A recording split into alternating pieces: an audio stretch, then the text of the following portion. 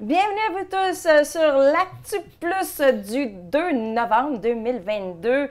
Aujourd'hui, le saviez-vous, nous sommes le 2 novembre où on souligne la commémoration des fidèles défunts au lendemain de la Toussaint. Ben, je souhaite à toutes nos étoiles qu'elles brillent dans le ciel. Bonjour, Christian! Bonjour, Guylaine! Ça va-tu m'oublier? Elle parle des morts avant moi. Ben oui, mais tu sais, faut les commémorer quand même. Mais OK, hey, t'as-tu un petit historique sur ça? Ah, ben sur Internet, il y en a. OK, Il y en a plein. OK. Tu peux choisir celle que tu veux. veux. Mais après l'Halloween, c'est toujours la Toussaint. Puis après, c'est le 2 novembre où on commémore on les dirait défunts. qu'on suit moins ça aujourd'hui. Je pense qu'on dirait que ça s'est perdu un peu. Oui, exactement. On me racontait au Mexique, à Mexico en tant que tel, eux, ils commémorent beaucoup plus le 2 que l'Halloween. Ah, OK. Oui. Alors, et je sais que il y a des endroits dans le monde, là, ça c'est assez morbide en tout cas, là, ils sortent les défunts des tombes, des tombeaux. Oh, OK? je te le dis, j'ai vu ça sur Facebook. Ils sortent les défunts, ils les habillent, ils les mettent vraiment là, en habit de cérémonie pour fêter cette journée-là où on les commémore. Fait que c'est assez... c'est une culture autre que la culture québécoise, je pense. On est loin des squelettes de Dolorama. OK. Oh boy. Ceci étant dit, on va parler de crimes et méfaits. Okay. Donc, le 22 octobre dernier, vers 22 h, les policiers ont intercepté un camion de style pick-up qui roulait il y avait un excès de vitesse au travers de tout ça. Puis ce dernier-là n'a pas arrêté. Okay. Alors, ils ont activé l'équipement d'urgence, bien sûr. Et durant la poursuite, les policiers ont eu recours à 2 reprises aux hérissons de Pointe-Creuse. Est-ce que tu sais c'est quoi, ça? Des tapis de clous? Ben oui, t'es bon, c'est en plein ça. Qui ont causé des crevaisons du véhicule du fuyard, obligeant le conducteur à s'immobiliser. Alors, les policiers ont procédé à l'arrestation du conducteur. Et il n'était pas vieux, 23 ans. Ben oui. La poursuite s'est déroulée sur une vingtaine de kilomètres quand même. L'homme a été amené au poste et il a effectué des tests pour voir son taux d'alcoolémie, mais il y a eu la reconnaissance de drogue dans le système aussi. Fait que donc, il a comparu par visioconférence le 23 octobre et a été détenu pour la suite des procédures. Donc, il y a des accusations de conduite avec des capacités affaiblies par la drogue, conduite dangereuse, fuite, vol de véhicule, possession de stupéfiants et bris d'ordonnance ont été déposés contre lui. Donc, ce n'était pas la première fois. Un bris d'ordonnance, non. Oui. Un autre méfait, je ne sais pas si tu as entendu parler de ça, mais il y a une vague de véhicules incendiés à Amos. Oui. Tu as entendu parler de ça? Oui, il y en a eu un autre récemment, oui. Exactement. Le 24 octobre, vers 1 h du matin, les services d'urgence d'Amos ont été appelés sur les lieux d'un incendie de véhicules sur la 3e avenue S. Et selon les enquêteurs au dossier, tous les éléments portent à croire que c'est un incendie criminel. Et depuis quelques mois, ils ont constaté une vague de véhicules incendiés. Donc, tout prouve qu'il y aurait un lien entre les incendies criminels des mois passés et celui du 24 octobre. Donc, en ce moment, les enquêteurs poursuivent leur enquête. Il n'y a aucune arrestation pour le moment. En gros, possible que ce soit le même ou les mêmes qui ont fait tout ça. Exactement. Il y a quelque chose qui est à résoudre de ce côté-là. Et en parlant de dossiers résolus, bien le 31 octobre dernier, à la suite d'une requête, non pas d'une requête, mais plutôt d'une enquête, bien, les policiers du poste principal de la MRC de Témiscamingue se sont rendus à une résidence de la 2e avenue à Belle-Terre, munis de 2 mandats de perquisition. Ils ont saisi sur place divers outils et items reliés à des vols dans des camps et chalets du Témiscamingue en soi. Et les résidents de cette maison-là, bien, c'était un homme âgé de 30 ans et une femme âgée de 27 ans qui ont été arrêtés et libérés. Alors, ils devraient revenir à la cour à une date ultérieure pour la suite des procédures. Donc, des accusations d'introduction par infraction, vol et recel pourraient être déposées contre eux. La Sûreté du Québec invite la collaboration des citoyens au travail des policiers, entre autres à pouvoir, s'ils aperçoivent justement des individus suspects, bien, tout de suite de noter une brève description de ces individus-là. Donc, entre autres, le sexe, l'âge approximatif, la couleur de l'habillement, les signes particuliers tels que des tatouages, des cicatrices, des vêtements, des bijoux, des particuliers. Ça pourrait être intéressant à retrouver les suspects en soi. Donc, à être vigilant. Exactement. Là, on passe aux faits divers. Et on revient encore à la fonderie Horn. OK, c'est pas fini, ça. Ça a l'air que non, mais là, les Autochtones ont décidé qu'eux aussi, ils rentraient dans ce dossier-là. Les Anishinabeg souhaitent recevoir l'attention et le respect qui leur revient dans le contexte du dossier de la fonderie Horn. La grande chef du conseil tribal de la nation algonquine, Anishinabeg, Savannah McGregor, le chef de la Première Nation de Long Point, Henry Rogers, le chef de la Première Nation de Kibaowek, désolé si je ne l'ai pas prononcé correctement, Lance Raymond, et le chef de la Première Nation du Témiscamingue, Jean Millejour. Donc, il demande au premier ministre François Legault d'intervenir personnellement dans ce dossier parce qu'ils sont préoccupés en soi par la présence de contaminants dangereux sur leur territoire et les impacts néfastes et irréversibles de ceux-ci sur la capacité de leurs membres à pratiquer leurs activités traditionnelles, mais notamment sur la qualité de l'environnement de leur territoire et des cours d'eau et de sa flore. Alors, ils insistent sur l'importance de protéger leurs droits ancestraux de leurs membres et de promouvoir leur bien social et environnemental. Alors, non, mais quand même, on s'entend que ce qui est, je pense, une des choses, on peut faire un tas de choses sur la terre puis tout, mais ne pas la maganer. Peu importe qu'il manque de courant, peu importe, mais si tu n'as plus de terre à cultiver, tu n'as plus de terre, c'est quelque chose, c'est un bien qu'on a de précieux, donc il faut prendre tous les moyens nécessaires à la protéger. Oui, et surtout que là, il y a vraiment comme un défi de société à Rouen entre les travailleurs qui veulent continuer à travailler, puis les autres qui se disent, ben ma santé, c'est la plus importante. Donc, c'est un déchirement, là. C'est de trouver entre les deux la bonne... c'est un équilibre là, qui est là, puis là, il y a vraiment un manque d'équilibre, ce côté-là, en ce moment. Fait que c'est pas facile pour eux autres de prendre une décision éclairée en ce moment. C'est soit que je mange aujourd'hui ou je scrape ma santé peut-être aussi. T'sais. C'est comme un... Oui, je comprends un peu. C'est ça là, qui se passe. Là, il y a une absence, je ne sais pas si tu as entendu parler de ça, mais il y a une absence de ministre issu de la région. Oui. Il n'y a pas de ministre, oui. On n'a pas de ministre en Abitibi-Témiscamingue. Le ministre a été... en fait, il a été... le ministre de l'Abitibi-Témiscamingue ne vient pas de l'Abitibi-Témiscamingue. Non, il est à Gatineau. C'est ça. Oui, c'est ça. Fait que là, ça a fait des pieds et des mains ici.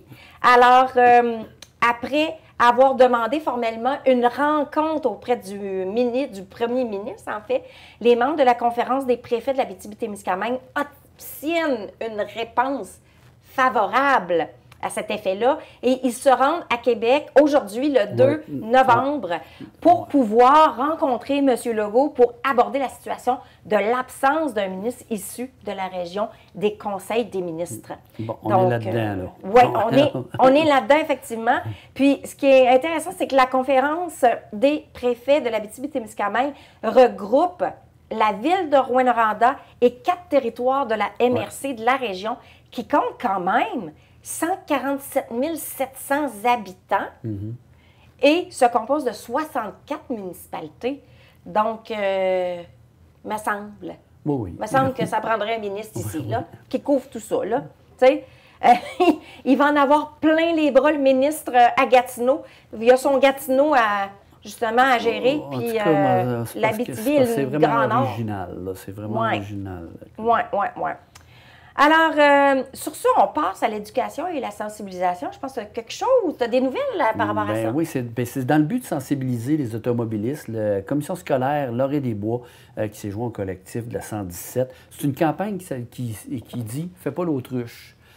C'est quand même, ça atteint un objectif commun afin d'éviter justement au niveau des véhicules, commencer à regarder à proximité des écoles, à proximité des autobus, la prudence. C'est vraiment, là, ils mettent des affiches, parce qu'il y en a quand même qui font les bozos, là. Tu sais, quand l'autobus est là, puis elle ouvre le petit stop avec les 4 lumières, il y en a encore qui passent. Puis en 2022, je pense que tout le monde a suivi un cours de conduite. Alors, ça ne devrait plus se faire. Alors, je pense que c'est ça, c'est vraiment une campagne de sensibilisation. Et on prévient aussi que la Sûreté du Québec va être beaucoup plus vigilant et beaucoup plus sévère à cette attention-là. Parce que, écoute, puis surtout, mettons un exemple sur l'heure du dîner. Nous autres, en tout cas, je vois ça à Amos quand je viens manger ici à Amos. Et puis tu vois ça sur l'heure du dîner, les enfants, il y a des jeunes, là, ça court. Oui. Donc, c'est là, on demande, là, avec, il y a des affiches qui se font, puis tout ça, qui, à Val-d'Or, ils vont être comme plus sévères avec ça, avec quand même une campagne de sensibilisation aux automobilistes et quand même, mais on dit même aux jeunes. Là, il y a même des sensibilisations qui se font auprès des jeunes, de ne pas faire les fous non plus, là, pas courir puis traverser la rue pour le fun. Alors, c'est tout en commun. On travaille sur un sujet de ce côté-là. Bien, moi, je trouve ça intéressant parce que ici à Amos, quand je suis arrivée à Amos, là, à un moment donné, j'ai fait le saut, je conduisais dans une rue écolière, puis il y a un petit bonhomme, tu sais, ils ont créé des petits bonhommes là, avec une pancarte, là, faire attention aux écoliers. Puis quand tu arrives, de loin, tu te dis, bien, il y a vraiment un petit bonhomme qui passe la route, là, qui traverse. Là. Mais quand tu arrives proche, tu fais le saut. Tu fais le saut et veux pas, ça te donne, ça t'amène à avoir une attention particulière sur la route. Je trouve ça génial. Là, dans les milieux urbains, là, il va y avoir une pancarte qui est écrite « Prudence, nous sommes en route » avec une maman canon avec ses petits là, qui traversent la rue. Alors, c'est quand même, c'est quelque chose pour... Non, oui, il faut des... parce qu'on s'entend, comment je dirais ça? On parle de Val-d'Or, on parle d'Amos, même, je pourrais parler des petites villes, des villages, Barrault, Santerre. Aussi, là, c'est quand même... Écoute, les jeunes, il n'y a pas beaucoup de trafic dans ces coins-là. Donc, les jeunes ont tendance à prendre un peu plus de liberté, de traverser la route sans regarder, puis tout ça. Alors, c'est quand même de vérifier ça, toujours être attentif. Et voilà, exactement. Toujours sur les étudiants et étudiantes, ici, la nouvelle, c'est qu'ils vont bénéficier d'une nouvelle entente entre l'Alliance Sport-Études et l'UQAT. Donc, l'Université du Québec en Abitibi-Témiscamingue annonce son adhésion au programme de l'Alliance Sport-Études. C'est un programme qui soutient la réussite et le développement global des athlètes, en soi des athlètes québécois de haut niveau poursuivant des études collégiales ou universitaires. Ça, c'est bien, ça, parce qu'aux États-Unis, ils ont ça. Oui. Je pense que c'est une des choses, même ça devrait commencer à se faire au secondaire. Ça. Les sports-études, là, écoute, c'est je pense, le taux de succès dans ces domaines-là est plus grand. Là. Surtout que si tu es motivé par le sport pour aller à l'école, ça va peut-être être plus facile pour toi d'être à l'écoute, d'être concentré sur tes études pour pouvoir aller parfaire ton sport. Le pire, après. Moi, je comprends pas, c'est qu'à un moment donné, il y a eu en tout cas, ils ont réussi à un moment donné avec des enquêtes, tout ça. Ils ont même prouvé que le jeune qui fait du sport-études, qui fait du sport l'avant-midi, à l'école l'après-midi, il est plus attentif, il est plus réveillé. Et voilà. Ça, alors, je pense qu'on devrait peut-être regarder de quoi dans ce sens-là. Exact.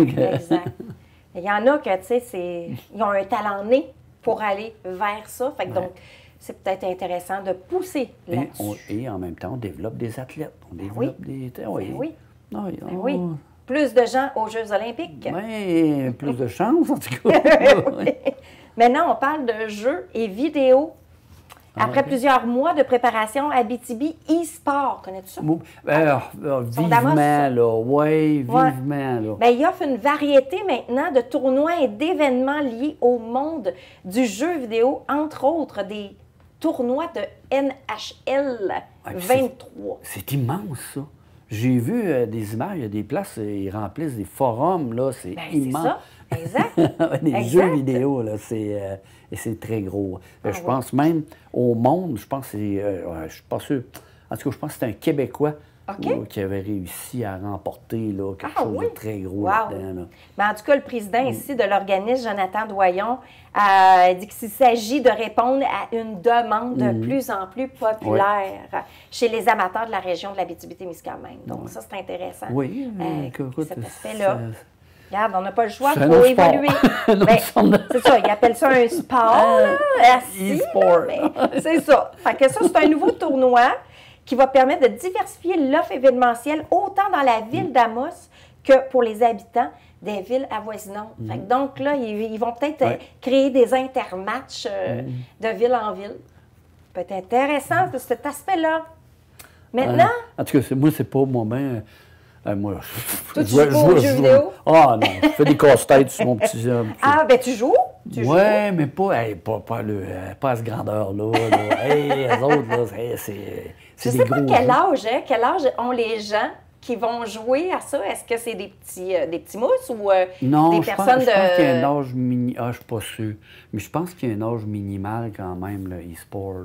Oui, parce qu'écoute, il y a des jeux extrêmement violents. Là. Il y a des OK. jeux... Mais je ne sais pas c'est quoi les jeux exactement. C'est pour ça que je sais pas. J'ai pas suivi. Ça serait peut-être dans la génération des deux techniciens là, de bord. Ben, c'est ça. Nous, on est trop vieux. Les deux jeunes là-bas, là, ils apprennent à nous expliquer ça. On parle de films. Hein? C'est le festival, c'est le 41e festival du cinéma international à Rouyn-Noranda qui est en train de se faire. Toi, tu as retenu un film? Ah, mais il vient pas de là pantoute? Non. Ah, non, pas pantoute. C'est ça, là, j'essaie de me... Ça sera pas long. Ah, t'as encore ta fameuse souris? Oui, souris à doigt, là. Ah, non, moi, je te parle d'un film qui, écoute, on s'entend, c'est un film d'horreur. Oh! Et puis, pour l'Halloween? C'était pour l'Halloween que j'avais fait cet article-là. Et ceux qui aiment les films d'horreur, c'est pas un film d'horreur conventionnel. Ah! Thanatomorphose, c'est un film d'un réalisateur qui s'appelle Éric Falardeau. Il vient de Santerre, il est originaire de Santerre, Éric. Et en tout cas, on s'entend, là, c'est un univers hors du commun. Là. Alors, en tout cas, il y a un bout de synopsis qui va te donner où la jeune et belle Laura se met inexplicablement et inexorablement à pourrir. Alors, tu vois, c'est... ça donne un ton au film. Mais quand même, c'est parce que c'est un genre... moi, c'est ce qui m'avait... En tout cas, je connais Éric. Je connais Éric Falardeau. Et à un moment donné, j'ai vu une couple de ses courts-métrages. T'es là, puis... Qu'est-ce que c'est ça? Je pourrais jamais montrer ça à la TV ou quelque chose de même. C'est vraiment... un monde à part. Et lui, c'est ça. Puis il y a le gars, il a sorti son... Ça, c'était Thanatomorphose, c'est son premier long-métrage. Qui a fait des courts-métrages avant ça. Qui a été présenté en 2012 en Catalogne. Ah oui? Ça a fait le tour du monde. Ça a fait des festivals internationaux qui a remporté des prix du meilleur film festival au Scene de Terror de Moulins de Ray. Je ne sais pas c'est où, et a gagné le prix des meilleurs effets spéciaux à Sydney, en Australie. Wow. Il a gagné d'énormes prix, mais il est connu de par le monde, sauf au Québec. Ben voyons. Non, ça, c'est toujours comme ça. Hein? C'est parce que le style au Québec, je pense que... écoute, c'est à part, là. Mais tu n'es pas prophète dans ton pays. Mais c'est ça. Hein? On dirait qu'on n'a pas le stade de cinéma évolué jusque-là. Là. Lui, il est vraiment allé chercher quelque chose là, qui... Mais en tout cas, j'ai trouvé... En tout cas, mais là, c'est pourquoi on reparle de ce film-là, excuse-moi. Il est sorti en 2012, comme je te dis, sorti en 2012-2013. C'est parce que là, ils viennent d'apparaître officiellement, si vous voulez les voir, c'est sur iTunes et Apple TV. Ah, il est rendu là-dessus. C'est rendu là-dessus. Wow. Alors, le film, c'est Thanatomorphose de Éric Falardeau. OK. Alors, donc, si on est fanatique de films d'horreur, mais non conventionnels. Non conventionnel, merci. Toi, l'as-tu vu, le film? Non, pas encore. Non? Mais j'ai vu d'autres de ces films, puis heureusement que c'est des courts-métrages. Pas sûr que j'aurais tout fait un métrage. C'est quelque chose. C'est quelque chose. Alors, Avis au cœur sensible. Oui, au cœur sensible, c'est ça. C'est vrai, c'est pas pour tout le monde. Ben, tu vois, avant d'aller regarder ce film-là, ben, il faudrait peut-être aller justement regarder le film sur le chemin de Compostelle et de faire le Compostelle pour se préparer. OK, là, on s'en va dans un autre domaine. Là. Totalement, là. Écoute, moi, j'ai retenu 3 films. 3 films du festival. Donc, le film sur le chemin de Compostelle présenté par les aventuriers voyageurs. C'est un récit de voyage de Jean-François, un marcheur québécois, qui en est à sa 3e expérience sur le chemin mythique de Compostelle. Donc, c'est appuyé de belles images, des témoignages des aventuriers qui partagent leur expérience autour de ce périple-là sur le Camino Frances en France. Entre la France, en fait, et Saint-Jacques de Compostelle en Espagne. Espagne, c'est ça. Parce que c'est entre la France et l'Espagne, tu sais, que ça se passe comme ça. J'ai un cousin, moi, qui fait ça, je pense, aux 2 ou 3 ans, là, je pense. Ah oui, hein? Je sais pas, il y a de quoi qui a allumé là-dedans, lui, mais il faut qu'il y aille... Il y a un appel. Il y a un appel. Bien, le film, il est présenté au cinéma Amos, au Paramount de Rouyn-Noranda, puis au Capitole de Val-d'Or le mercredi 9 novembre pour tous ceux qui veulent aller le regarder. C'est à 19h. Donc, simultanément dans les 3 cinémas. Un autre film que j'ai retenu, c'est en grande première mondiale, celui-ci. C'est La Troupe à cœur ouvert. Ah! Tu connais? Le réalisateur Jean Caron. Qui présente le documentaire « J'ai trouvé un pays de justement du réalisateur. Ça, je veux le voir, Jean Caron. Oui. Donc, un autre film qui est diffusé le mercredi 9 novembre, c'est tout en même temps. Ça, c'est fait à La Sarre. Ben oui, à 18h30 à La Sarre, donc à la salle des Jardins de La Sarre, une soirée de première qui sera l'occasion de souligner et de fêter, tu en as parlé un peu plus tôt, de la grande réussite collective qui a été le spectacle Le Paradis du Nord. Oui, Paradis du Nord. Donc, c'est une méga production qui a été jouée de 2005 à 2011, qui a marqué l'histoire de la région de l'Abitibi-Témiscamingue. Ça, c'est fou. Jean Caron, c'est un... J'ai-tu dit Jean? Oui, c'est ça. Oui, Jean. C'est ça. C'est ça. OK.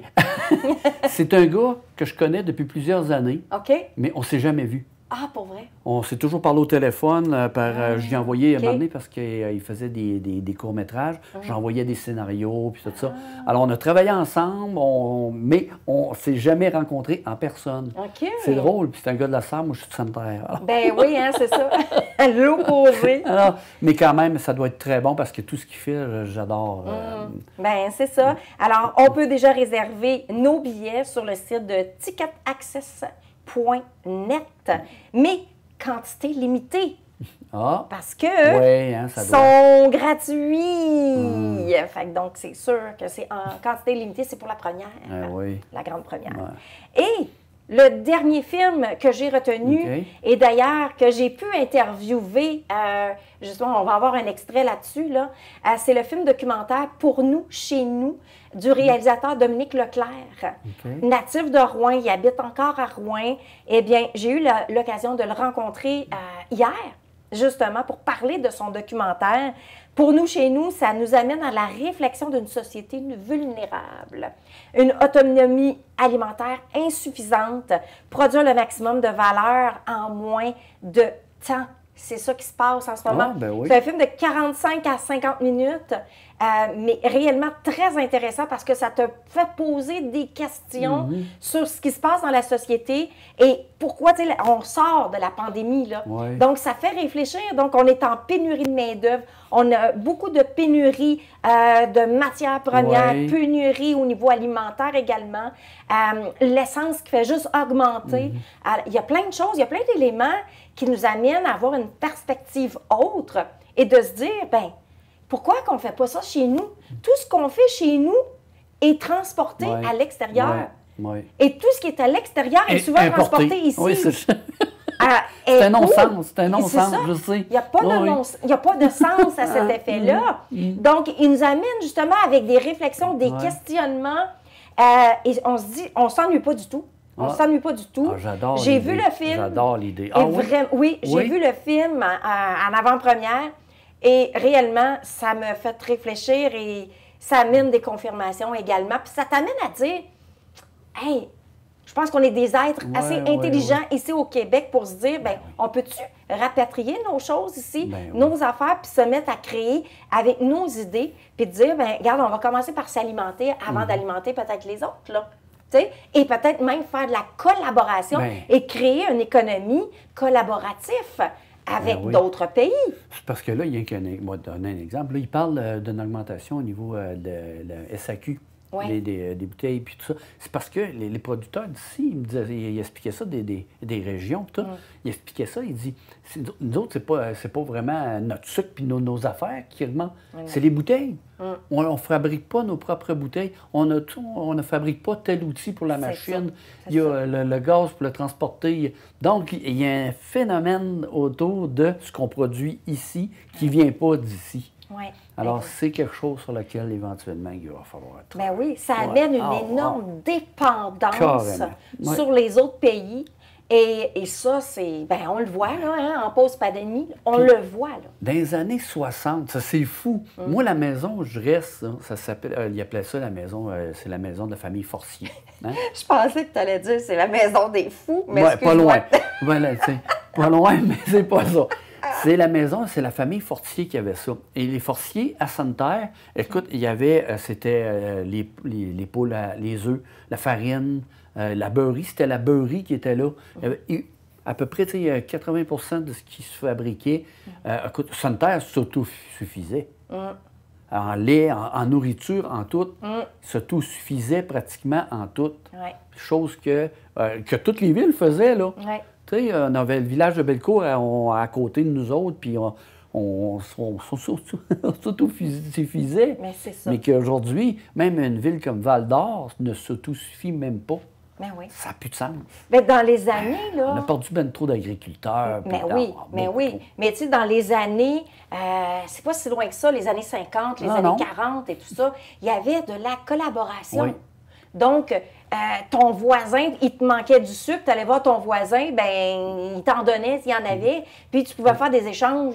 Bon, j'ai pas de beurre, ben je vais t'en créer, mes vaches ils vont t'en faire du beurre. Dans les années 70, on a commencé à fermer les fermes, à envoyer les gars travailler dans des usines. C'est ça, exactement. Mais ça amène un énorme fléau et c'est un débat de société qui va se créer autour, je pense, de ce film-là, documentaire-là. Fait que donc, si tu veux le voir, le film, bien, et si vous voulez le voir, il va être justement à Val-d'Or et à La Sarre, parce que là, Dominique Leclerc est en tournée régionale. Donc, il a déjà fait Amos, pas La Sarre, mais plutôt Rouyn et Ville-Marie. Donc, alors, Val-d'Or et La Sarre, je crois que c'est aujourd'hui, à ma mémoire, pour aller voir là, au cinéma du coin, si c'est en ondes. Et, bien sûr, si tu veux le voir puis tu n'as pas le temps d'aller à Val-d'Or puis à La Sarre, oui, c'est ça, La Sarre, mais le 9 novembre, ça va être à Télé-Québec. OK. Fait que tu vas pouvoir le voir. Ben oui. Donc, ça va être très intéressant. et ça va rester en ligne à vie. Bon, ben ça, c'est intéressant. Donc, ça, c'est intéressant. Puis, nous, ben on va aller voir l'extrait que j'ai tourné hier avec Dominique Leclerc. On s'en va voir ça à l'instant. Dans le cadre du 41e, voilà, Festival du cinéma international de l'Abitibi-Témiscamingue. Et sur le film, on va parler aujourd'hui du film Pour nous, chez nous, qui est présenté en ce moment dans une tournée régionale en Abitibi. Et pour ce faire, nous avons le réalisateur de ce documentaire-là, qui est natif de Rouyn-Noranda, Dominique Leclerc, bonjour. Natif et qui habite et qui habite encore. Excellent, ça. Donc, tu n'as pas quitté la région, finalement? J'ai quitté la région 4 ans pour aller à l'école à Montréal. Ah, OK. J'ai adoré la métropole. En fait, j'aime vraiment tout le Québec, mais il y a comme un truc quand même qui m'attache à cette région-là qui est la nôtre, il y avait comme un appel. OK. Je pense que je suis peut-être revenu même plus vite que ce que j'avais imaginé, ah oui? mais ça a comme été naturel de revenir ici. Ouais. Donc, toi, tu es réalisateur de films, de documentaires. Est-ce que tu as réalisé d'autres films autres que des documentaires ou ça a toujours été ta passion, ça, ce côté-là? Oui, d'autres films, j'ai fait beaucoup j'ai fait des vidéoclips, j'ai fait des films publicitaires, j'ai fait, dans la région, j'ai fait aussi beaucoup de vidéos, j'ai fait aussi corporatives ou des vidéos aussi pour le théâtre, j'ai fait des mappings architecturaux. Donc, oui, en fait, c'est une espèce d'équilibre entre des contrats que je vais prendre et ma pratique artistique, si on veut. Ouais. OK. Puis là, on dirait que j'aspire à ce que ça soit toujours un peu moins de contrats pour plus de pratiques artistiques. Puis c'est ça qui... Oui, je dirais que je suis de plus en plus dans cette espèce de démarche-là. Fait que la balance, ça commence à prendre le dessus sur le côté artistique, là. Exact. Le documentaire que tu as fait, peux-tu nous en parler? Pour nous, chez nous, ça représente quoi pour toi, ça? Et pourquoi tu as décidé de faire ce documentaire? C'est un documentaire qui a été développé avec la boîte de production avec qui je travaille, qui est Lustitia Productions, qui, eux, sont à Montréal. C'est une réflexion qu'on a eue. Je pense que cette réflexion-là, on l'a eue, je dirais, c'est une réflexion collective, globalisée. C'est-à-dire qu'on a réalisé, par exemple, qu'au Québec, avec la pandémie, on a réalisé qu'on était assez dépendant des chaînes d'approvisionnement. Tu sais, quand la pandémie a fait en sorte que les frontières étaient un peu plus bloquées, on a eu une espèce de réflexion collective sur l'autonomie alimentaire ou même sur l'autonomie de nos besoins de base. Par exemple, on a vu qu'on ne faisait pas de masques, on a vu qu'on ne faisait pas de vaccins. Puis là, on s'est dit, on a tout ce qu'il faut au Québec pour faire à peu près tout ce qu'on veut, tu sais. Comment ça? C'est quoi la séquence qui fait en sorte qu'on n'a pas cette autonomie-là, tu sais? Moi, je pense que demain matin, là, aujourd'hui, là, on est quoi, le 31 octobre 2022, on ferme les frontières. Je pense qu'on aurait faim. Tu sais, je pense qu'on n'a pas... tu sais, c'est ça. Donc, bref, on s'est dit, comment qu'on peut réfléchir l'autonomie de façon globale. Puis là, ce qu'on a fait, c'est qu'on s'est dit, allons-y par ressources. Comment va la forêt au Québec? Comment vont les mines? Comment va l'eau? Comment vont nos terres agricoles? Comment va, il m'en manque, les pêches. Le Saint-Laurent, on le connaît très peu, c'est comme une voie navigable, mais il y a plein de poissons qui se pêchent là, puis on les connaît pas tant que ça, ces poissons-là, à part le homard au mois de mai, mais après ça, c'est pas mal fini. Ouais. Donc, bref, on a subdivisé ce projet-là par ressources pour finalement se rendre compte d'un gros enjeu qui est la financiarisation. Voilà. Pas pire, hein? Exact. Ça, c'est gros. C'est comme un peu compliqué, hein? Oui. Puis je vais être super honnête, c'était super angoissant d'attaquer cet enjeu-là. Ça devait parce que tout l'aspect mondialiste, multinational, qui gère tout ça, tu t'en es cogné à des portes que peut-être qui ne voulaient pas donner des réponses par rapport à ça. Bien là, c'est ça. Autant que c'était épeurant, comment je pourrais dire ça? La posture de l'ignorant, à un moment donné, il faut l'accepter. Puis c'est un peu ça que j'ai fait, c'est que je me suis dit, OK, je ne connais rien. Je fonce dans cet enjeu-là en me disant, je veux apprendre, je veux essayer de démêler tout ça. Puis la posture de l'ignorant, son avantage, c'est que si je finis par comprendre de quoi, je vais être capable de l'expliquer. Puis c'est à ça que ça sert, faire un documentaire, c'est que moi, je ne m'adresse pas à des experts en finance, je m'adresse à monsieur, madame, tout le monde. Donc, dont je fais partie. Donc, c'était le fun d'attaquer ça, finalement, de se dire, OK, je vais essayer de démêler tout ça. Donc, ça reste que le chemin, c'est de passer par des experts. Donc, ce que j'ai fait, c'est qu'on a fait une bonne partie du tournage avec François l'Italien, qui est un sociologue qui réfléchit l'économie du Québec. Puis, on est allé à la rencontre de des gens qui sont près de la ressource, avec un économiste, pour jaser, créer des rencontres et parler de ces enjeux-là. Donc, non, je n'ai pas été cogné à la porte des actionnaires de multinationales. C'est ça, exactement. C'est pas sûr que tu aurais eu des réponses. Ou peut-être des portes closes. Oui, puis c'est super complexe. Hein? Tu sais, une multinationale, en fait, on en parle dans le film, c'est que c'est un peu rien puis personne. Tu sais, c'est des organisations tellement vastes qui ont des succursales dans différents pays. Donc, avec des lois qui sont différentes dans chacun de ces pays-là. Donc, législativement parlant, c'est hyper compliqué. Des actionnaires souvent un peu anonymes, plutôt qui sont même pas nécessairement responsables des actions des multinationales en question. Donc, c'est effectivement complexe. Donc, de démêler tout ça, tu sais, je ne m'attaque pas tant aux structures des multinationales qu'aux résultats de ce que ça donne. Exact. Ouais. Si je te dis des mots-clés que j'ai entendus dans le film, d'ailleurs, très bon film, j'ai beaucoup aimé, ça venait me chercher beaucoup sur plusieurs points, mais en même temps, ça a amené un certain débat, un débat de société à l'intérieur de ça. Et je pense que quand les gens vont aller le regarder, ce film-là, ils vont ressortir avec des réflexions, comme tu l'as dit, et une façon de voir les choses peut-être autrement et de se questionner eux-mêmes. Et peut-être que là-dedans, ça va déboucher des idées créatives pour dire, bon, ben l'autonomie alimentaire, on peut-tu se le faire nous-mêmes de ce côté-là? Donc, je trouve ça intéressant, l'apport que tu apportes justement dans ce film-là à se questionner par rapport à ça. Si je te dis société vulnérable pour toi, ça veut dire quoi? Ben, ça veut dire une société qui n'est pas en mesure de... je dirais que c'est le contraire de l'autodétermination. Ça veut dire qu'on est vulnérable aux autres. Ça veut dire qu'on est comme... On est...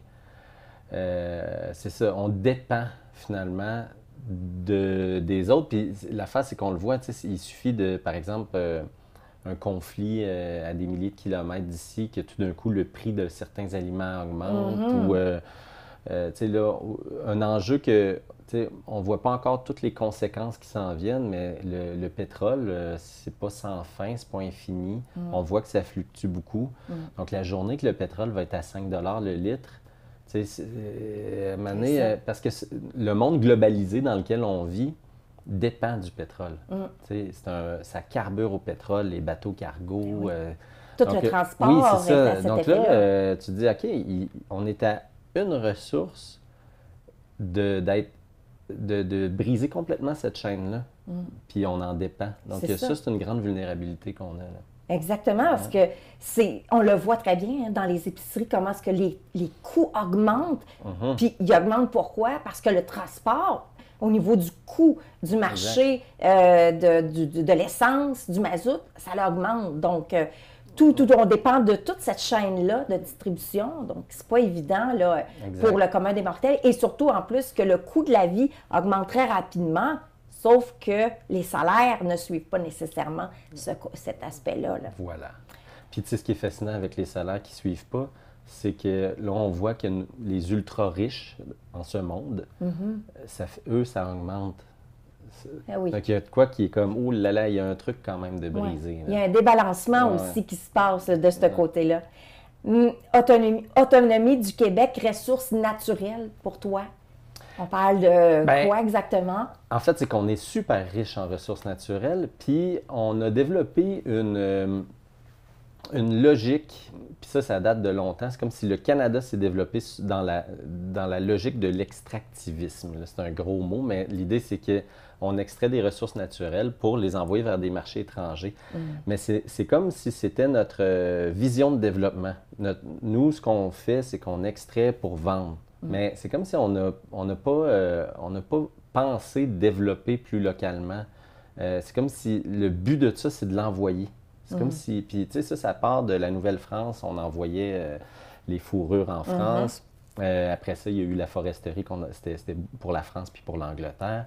Donc, tu sais, c'était comme c'est comme si le territoire qu'on habite a toujours été prédestiné pour servir l'autre et non nous servir. Donc, il y a comme une espèce de... Là, il y a un truc, là. Je pense qu'il y a une prise de conscience collective qu'il faut faire au Québec et au Canada, de se dire, OK, attends un peu, là, on peut-tu servir de ça autrement? Parce que l'ironie, c'est que je pense, dans les masques qu'on avait besoin pour la COVID, il y a une fibre de bois qui vient probablement du Québec. Là. Donc, on ne faisait pas les masques, mais c'était nos produits. Mais on ship ça là-bas pour en revenir. Donc, il y a des... Il y a une incohérence qui est là par rapport à ça. La même chose au niveau de la viande, quand on le produit beaucoup en Alberta, qui est shippé aux États-Unis.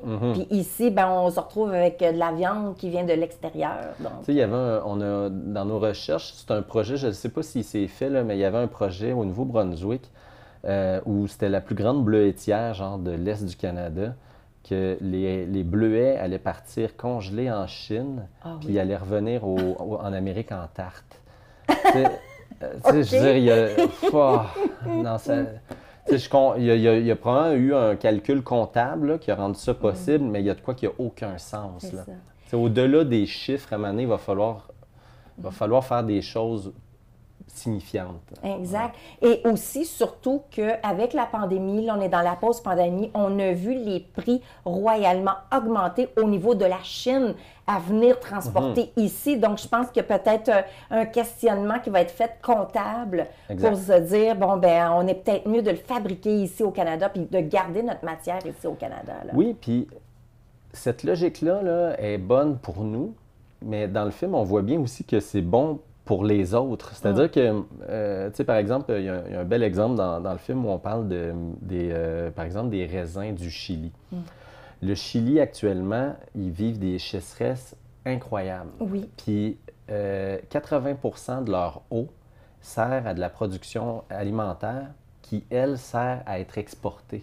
Wow. Donc, c'est-à-dire qu'il y a un coût hydrique aux raisins qu'on consomme qui vient du Chili.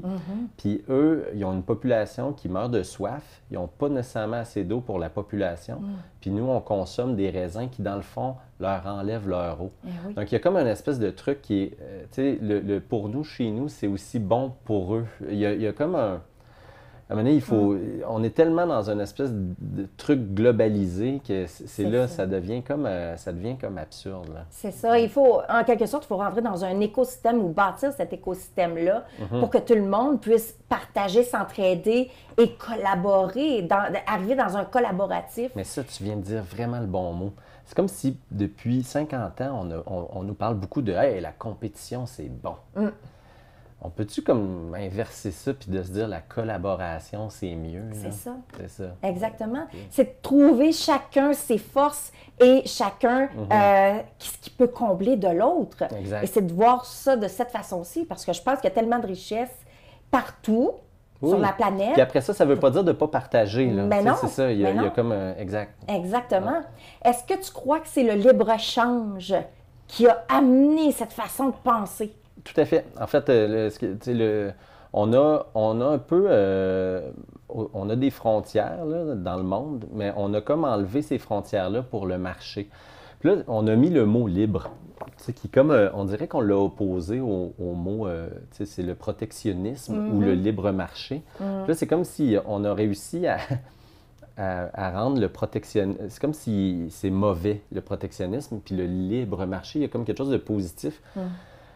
Là, après ça, il y a plein de nuances à amener là-dedans, mais clairement, on a comme déréglementé les marchés. Puis là, c'est rendu une grosse bébite globale qui, finalement, ça sert à qui? Ça sert à enrichir des Amazones. Finalement, c'est des immenses joueurs. Puis c'est comme si tous les canaux de distribution d'argent s'en vont dans les mêmes poches, finalement. Puis au détriment des collectivités qui vivent sur le territoire. T'sais. C'est ça. Puis, autant que une réflexion qu'on avait en tournant le film, c'est protectionnisme. On pourrait peut-être le réfléchir autrement. Là, on parle de protectionnisme par rapport au prix. On est encore dans une logique économique. Mais on pourrait se dire, OK, il n'y a aucun produit qui rentre dans notre État qui ne correspond pas à des bonnes mesures d'hygiène, des bonnes conditions de travail des gens là-bas, des bonnes conditions environnementales. Tu sais, au lieu que ça soit une affaire de prix, ou ça devrait être un protectionnisme conditionnel à des trucs éthiques. Tu sais, ça pourrait être une solution. Je comprends, exactement. Ouais. Je trouve ça intéressant ce que tu apportes justement comme réflexion par rapport à est-ce qu'on achète de là, est-ce qu'on devient collaborateur et partenaire de là, mais à quelles conditions? Exact. À quelles conditions? Puis en plus, ce que ça apporte aussi, cette information-là, c'est la retombée économique ici au Québec qui semble être mince par rapport à tout ce qu'on envoie à l'extérieur aussi. Bien, c'est ça, tu sais, c'est comme si notre modèle, là, c'est encore, on attend qu'un investisseur étranger vienne s'installer, puiser la ressource, puis finalement, ce qu'on espère, c'est des jobs, tu sais. C'est ça. Donc, tu sais, c'est comme un modèle qui, ça ressemble à... C'est du colonialisme d'une autre époque. C'est comme un modèle désuet qui date du 19e siècle. Là, il serait comme temps là, qu'on réfléchisse ça autrement. Puis c'est des modèles souvent basés sur du gros volume. OK, du gros volume, on coupe, on puise, pour le plus vite possible. Tu sais, on fait même des chiffres de nuit d'une mine. Tu sais, dans le fond, des chiffres de nuit d'une mine, on est en pénurie de main-d'œuvre. Il y a comme une absurdité aussi de se dire on va vite. Mais vite, c'est pour qui? C'est pour des actionnaires qui habitent même pas le territoire. Donc, il y a comme. Comment ça qu'on. Tu sais, des fois, on l'oublie, mais pourquoi que nos mineurs ont des chiffres de nuit? On pourrait se dire, tu sais, si en plus on est en pénurie de main-d'œuvre, on pourrait comme être. En plus, ces mines-là, après ça, ces mines-là pourraient même être. Durer plus longtemps. Tu sais, on parle d'économie durable ou de. Donc, il y a des trucs comme ça que c'est à se demander. On a comme oublié de réfléchir à ça. Exactement. Et tu apportes un point aussi. J'ai vu que dans ton documentaire, tu es allé à différents endroits au Québec tourner. Entre autres, je pense que le Témiscamingue en faisait partie avec ses terres qui sont achetées par des multinationales ou autres, des étrangers, et qui ne les cultivent pas. Exact. Mais ça, je trouve que les terres agricoles, c'est peut-être la ressource qui je trouve, c'est le plus facile, c'est l'exemple le plus facile pour expliquer c'est quoi la financiarisation. C'est-à-dire que une terre agricole, si on veut rester dans le sens, là, normalement, ça devrait servir à nourrir des gens. Ça devrait servir à faire des légumes ou des denrées alimentaires.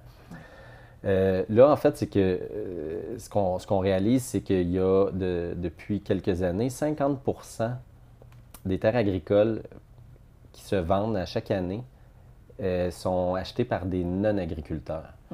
Parce que ça a c'est comme une valeur refuge. Tu sais, acheter une terre agricole, on sait que dans 5 ans, dans 10 ans, elle va valoir plus cher. Mais le problème, c'est qu'on est en train de perdre du territoire agricole pour l'agriculture. Donc, tu sais, quand on parle d'autonomie alimentaire, bien ça, c'est comme c'est direct. Là, on vient de perdre un territoire qui aurait pu servir à nourrir du monde. Et surtout, en plus, que ces territoires-là, habituellement achetés de l'étranger, ils ne feront rien avec. Non, tout se perd. Souvent, ce qu'ils vont faire, c'est qu'ils ne veulent pas non plus que la terre tombe en friche parce que là, elle perdrait vraiment de la valeur. Donc, souvent, ce qu'ils vont faire, c'est qu'ils vont demander, par exemple, ils vont autoriser, des fois, ils vont même charger pour ça, mais ils vont autoriser, par exemple, des fermiers du coin à venir faire les foins pour nourrir les vaches, les animaux et tout ça. Mais, tu sais, ça reste que c'est pas... après ça, c'est pas comme une famille qui s'installe, qui aurait pu mettre des enfants dans une école. Ça peuple pas le village. Non, c'est ça. Donc là, tu sais, ça fait en sorte qu'on pourrait, à terme, s'imaginer que nos régions sont même plus habitées. Ça devient des zones d'extraction. Où on prend la ressource pour finalement nourrir les villes. Puis là, c'est comme la vision triste de la chose, mais c'est ça, c'est vers ça qu'on pourrait aller, si on laisse aller tout ça. Est-ce que tu vois un fléau dans le sens que, on parle d'ici du Québec, donc les Québécois, il y a de moins en moins de gens qui s'en vont vers l'agriculture, qui fait que cultiver n'est plus nécessairement... oui, tu peux cultiver, mais est-ce que c'est payant? Est-ce que tu peux en vivre? C'est peut-être ça aussi là, qui occasionne le fait qu'on se bat contre des étrangers qui, eux, vont venir faire de l'argent là-dessus. Exact. Mais tu sais, c'est sûr que là, en fait, ce qui rend ça pas payant aussi, c'est que cette espèce de financiarisation des terres-là fait augmenter la valeur des terres artificiellement. Parce que quand c'est un fonds d'investissement qui achète une terre, elle a les moyens. Donc, une famille, par exemple, qui veut acheter la terre un montant X, puis là, tu as comme un fonds d'investissement qui arrive puis qui bête plus haut. Bien, à un moment donné, il vient un temps où cette terre-là, si c'est pour faire pousser des légumes, elle ne sera pas rentable. Non. Donc, eux, la famille arrête, ne l'achète pas. Donc, en tout cas, il y a comme un déséquilibre aussi. Tu sais, la financiarisation gonfle artificiellement les prix des terres agricoles, puis effectivement, ça fait en sorte que ça devient plus payant aussi. C'est ça. Il n'y a pas vraiment une aide qui vient soit des paliers gouvernementaux où l'aide est pas assez grande par rapport à ça, et aussi toute la distribution, c'est la chaîne de distribution de l'agriculteur ou du maraîcher qui va vendre à des épiceries et tout ça, mais on sait que la cote financière n'est pas très élevée qui va arriver dans leur poche. Exact, exact. Puis là, ça, c'est un gros enjeu aussi, c'est de se dire, à un moment donné, dans le film, on parle, les terres, les agriculteurs, il faut qu'ils en ont déjà. Tous les agriculteurs ont des subventions. Puis ça, c'est bien, puis il faut continuer parce que, en fait, ça va au-delà de... En fait, c'est notre survie. En fait, je veux dire, c'est notre autonomie alimentaire, c'est notre sécurité alimentaire. On parlait de couper les frontières. Il faut comme se dire que ce scénario-là pourrait toujours exister. Dans le film, un des intervenants, François l'Italien, il cite Charles de Gaulle qui dit, après la Deuxième Guerre mondiale, Charles de Gaulle aurait affirmé qu'on assujettit bien un peuple qui n'est pas capable de se nourrir lui-même. Donc, c'est un peu ça, l'idée. Voilà. C'est vraiment intéressant. Je pense que les gens vont adorer aller voir le film au cinéma. Avant de dire que ça va passer quand au cinéma et tout ça, moi, j'aimerais apprendre à te connaître. C'est qui, ça, Dominique Leclerc? Est-ce qu'il a toujours fait des films? Il a étudié où? Donc, parle-moi de toi un peu pour qu'on te connaisse. Ben moi, j'ai grandi à Rouyn-Noranda, puis avec un attachement profond. J'ai toujours adoré ma région. Puis c'est drôle, en fait, j'ai toujours trippé sur le cinéma. Je me souviens que ça fait partie de mes trips depuis l'enfance. Mais en même temps, tellement que j'ai toujours idolâtré ça, que c'est comme si c'était pas accessible. Puis j'ai toujours trouvé ça... Wow, tu sais, être réalisateur. C'est comme si j'avais pas la prétention de pouvoir devenir ça un jour. Donc, rapidement, en tout cas, c'est comme si je me suis jamais dit que c'était possible. Donc, c'est pas là que j'ai été. J'ai étudié en animation et recherche culturelle à l'UQAM. Le programme a changé de nom aujourd'hui, ça existe toujours. Puis, parallèlement à ça, en fait, à l'université, j'ai acheté une petite caméra 8 mm. Non, c'est pas 8 mm, excuse, c'est mini DV. Puis j'ai beaucoup filmé avec ça, toutes sortes de trucs. Je faisais des films à ma buanderie. Puis non, mais ça m'a familiarisé avec le montage. Puis avec les années, je voyais un peu le résultat. Puis je voyais que ça faisait de quoi auprès de mes amis. Puis j'ai comme développé une confiance. Puis de fil en aiguille, j'ai fini par faire ça de ma vie. C'est un beau rêve qui se réalise, ça. C'est de suivre sa passion jusqu'au bout. Je te félicite réellement parce que c'est pas tout le monde qui arrive à ses fins pour réaliser son rêve de ce côté-là. Maintenant, on peut voir pour nous, chez nous, où? Bien là, en fait, on est en train de faire une tournée. On va être diffusé quand? C'était demain. Demain? Ah, bon, ben génial.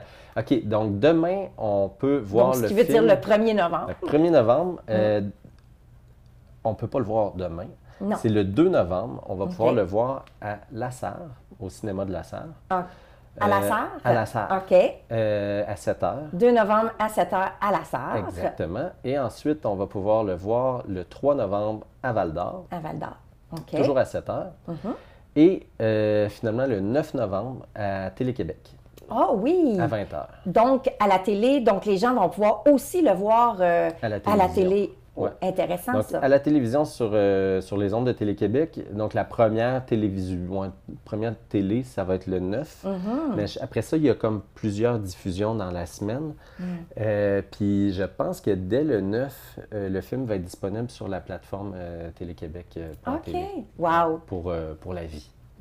C'est génial, ça. Félicitations. Merci. Moi, j'invite tout le monde à aller regarder ce film-là, documentaire. Vous allez adorer, je pense, si vous aimez réellement vous mettre dans la réflexion de la société, tout ce qui se passe en ce moment au niveau de l'autonomie. L'autonomie, autant des ressources naturelles que alimentaires. Donc, c'est vraiment intéressant. Amos, c'est le 31 octobre, donc c'est ce soir pour nous. Et Ville-Marie et Rouyn ont déjà eu la chance de pouvoir regarder ce film-là dans leur cinéma. Donc, alors moi, je vous laisse. Merci d'une part. Merci tellement. C'était vraiment le fun. C'était super intéressant. Je veux revenir. Oui. Quand tu veux. OK, je vais faire des films juste pour revenir te voir. Oui, parfait. Tu reviendras quand tu veux. Alors, moi, je vous laisse là-dessus avec une question sur Facebook. Vous pourrez me dire ou nous dire, sommes-nous maîtres chez nous, ici, au Québec? Est-ce que nous sommes maîtres? Alors, vous pourrez écrire en commentaire qu'est-ce que vous en pensez de ça. Et Je pense que tu as déjà eu des témoignages de ton film. Alors, je vous laisse aller regarder ça à chaque endroit qu'on a nommé. Et puis, Télé-Québec, très bientôt dans votre télé. Alors, merci à tous. Merci. À bientôt. Je te remercie encore. C'était le fun. Oui, merci. Maintenant, on passe aux activités. Tu as quelques activités à nous parler? Bien, aux sportifs, la fin de semaine du 15 au 16 octobre dernier, M. Guy Gignac et son fils Samuel Gignac, sont allés suivre une formation à Pont-Rouge. Et c'est une formation de maniement de bâtons télescopiques. Alors, ils sont les seuls dans la région à être... Bien, c'est une formation pour enseigner le maniement.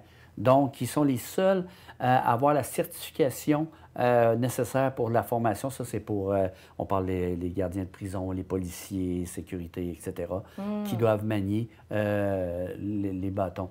Et en plus de ça, M. Gignac, Guy Gignac, qui se déplaçait pour cette formation-là, a été honoré d'un diplôme en tant que directeur de Kurobuchi Canada. OK.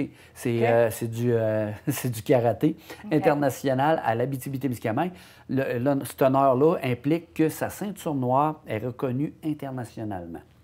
Alors, M. Guy Gignac, qui donc va pouvoir enseigner le maniement du bâton télescopique et devient ceinture noire internationale. Et le rapport entre le bâton télescopique, ceinture noire, tout ça, c'est l'art du combat, c'est l'art... Parce qu'on s'entend que le karaté, il faut se dire que c'est pas une affaire pour « Ah, ça va se battre, puis il fait du MMA ». Non. C'est de la technique, c'est... Donc, le maniement du bâton télescopique, c'est la même chose. On ne fait pas de quoi pour blesser quelqu'un, les policiers ou les... C'est vraiment pour quand même se protéger, aller avec la sécurité. En tout cas, c'est intéressant. dur à expliquer dans des termes comme ça. Moi, je vais terminer avec peut-être 2-3 points. L'Halloween, qui était un grand succès à Amos le 28 octobre dernier. On a pu courir l'Halloween, en fait, courir les couloirs de l'horreur. On est allé au couloir de l'horreur, musée de l'horreur, couloir de l'Halloween et aussi une caverne de loups. C'était vraiment génial. Donc, les gens vont pouvoir regarder sur Médiaté. J'ai mis justement le Vox Pop qu'on a tourné. Un autre aspect, 2 points, parade du jour du souvenir, ça s'en vient à Rouen, au Palais de justice le 6 novembre à 11h. Le corps des cadets de terre d'Amos sera là et l'unité de cadets de l'air et de marine de Rouen sera présent aussi. Et à Amos, bien aussi, il y aura la parade du jour du souvenir le 11 novembre à 11h à l'hôtel de ville devant le canon. Alors, si vous voulez y aller, ça va être le temps d'aller commémorer cette journée-là. Et un dernier point que j'aimerais souligner, eh bien, en fin de semaine, bien, c'est la nouvelle émission La magie de Noël qui débute ce week-end avec une émission de 10 épisodes environ. Donc, première diffusion ce week-end sur Elix au Canal 13, bien sûr, sur Médiaté et sur nos réseaux sociaux. Donc, et ça l'inclut à l'intérieur de ça une émission spéciale sur le jour du souvenir. Donc, vous pouvez regarder justement dans la fin de semaine du 11 novembre prochain. Mais en fin de semaine, on parle du Noël d'antan versus le Noël d'aujourd'hui. Un débat encore là de société. Moi, je termine avec ça. J'ai juste deux petites affaires. Oui, vas-y donc. Le 29 octobre dernier, à Ottawa, dans le cadre de la conférence annuelle de Cyclistes Canada, l'Abitibi était à l'honneur. Le Tour de l'Abitibi a fait son entrée au Temple de la Renommée. Bon, c'est beau quand ça, même, bravo. En 2023, le Tour de l'Abitibi va présenter sa 53e édition. Ça, et on avait les portes ouvertes et un hommage à Gilles Boucher, dont on parlera éventuellement. On a un Médiaté qui y était. On en reparlera un peu plus à la prochaine émission. Bon, bien, parfait. On conclut sur une note positive provenant du proverbe de Confucius. Celui qui ne progresse pas chaque jour recule chaque jour. Ciao tout le monde.